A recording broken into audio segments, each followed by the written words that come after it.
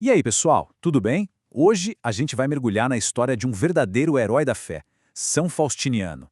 Ele viveu numa época super perigosa e a história dele é incrível. Bora descobrir quem ele foi e o que a gente pode aprender com ele? Então, você já ouviu falar em Santo do Dia? Sabe o que é isso? É que todo santo dia a igreja lembra de alguém muito especial. Uma pessoa que viveu a fé de um jeito, sabe, heróico.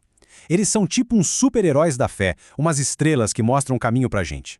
E o nosso herói de hoje é São Faustiniano. Ele foi um bispo lá de Bolonha, na Itália. E olha, essa história aconteceu há muito tempo, tipo quase 1700 anos atrás. Ele era um cara super corajoso, vocês vão ver. Para a gente entender bem a história do Faustiniano, a gente precisa viajar no tempo. Imagina só, estamos lá no comecinho do século IV, no meio do gigante Império Romano. E o imperador da época, um cara chamado Diocleciano, não gostava nada dos cristãos. Ele começou uma perseguição gigante. Ser cristão era super perigoso, dava muito medo. E aí, no meio dessa confusão toda, desse perigo, o que o São Faustiniano fez? Ele tinha uma missão importantíssima. Ele era o segundo bispo de Bolonha e, em vez de se esconder, sabe o que ele fez? Foi pra cima. Ele falava de Jesus abertamente, animava todo mundo a não desistir da fé. Ele literalmente arriscou a vida dele pelas pessoas e pela sua fé. Que coragem, hein? Nossa, que história, né? Uma coragem de outro mundo. Mas isso faz a gente pensar. A gente fala tanto em santo, santo, mas o que isso quer dizer de verdade? O que significa ser um santo?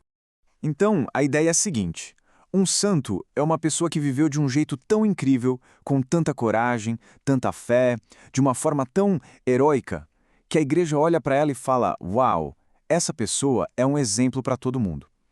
A gente acredita que eles estão lá no céu, com Deus, e são como amigos que nos inspiram. Olha só que legal essa frase do Catecismo da Igreja. Ela diz que os santos e as santas são tipo uma fonte de energia, sabe? Eles renovam a igreja, principalmente nas horas mais difíceis. É como se eles fossem a inspiração que mostra a força da nossa fé, exatamente como Faustiniano fez naquela época de perseguição. A missão do São Faustiniano era ser bispo. E o que um bispo faz? Pensa num pastor de ovelhas. A missão dele era ser exatamente isso, um pastor do povo de Deus. Ele tinha que guiar, proteger, cuidar da sua comunidade. Isso é bem legal para a gente entender como a igreja funciona. Pensa num grande time, numa equipe. Tudo começou com os apóstolos, que foram escolhidos por Jesus, certo? E os bispos, como São Faustiniano, são os sucessores dos apóstolos. É como se eles continuassem a mesma missão. E os padres, eles são os parceiros, os colaboradores dos bispos. É uma corrente que nunca se quebrou.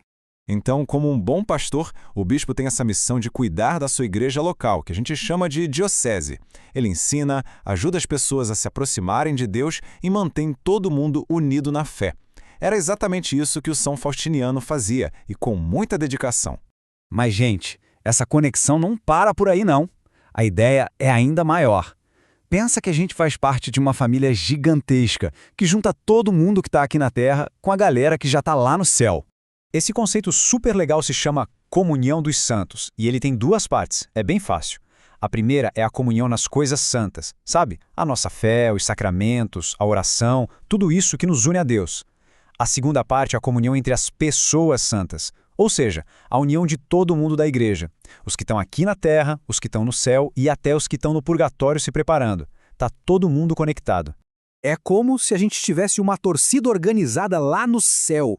Um time de amigos que torcem, rezam e ajudam a gente aqui na nossa jornada. Eles já venceram o jogo da vida e agora ficam na arquibancada celestial torcendo pra gente vencer também. E pode ter certeza que o São Faustiniano tá lá, aplaudindo a gente.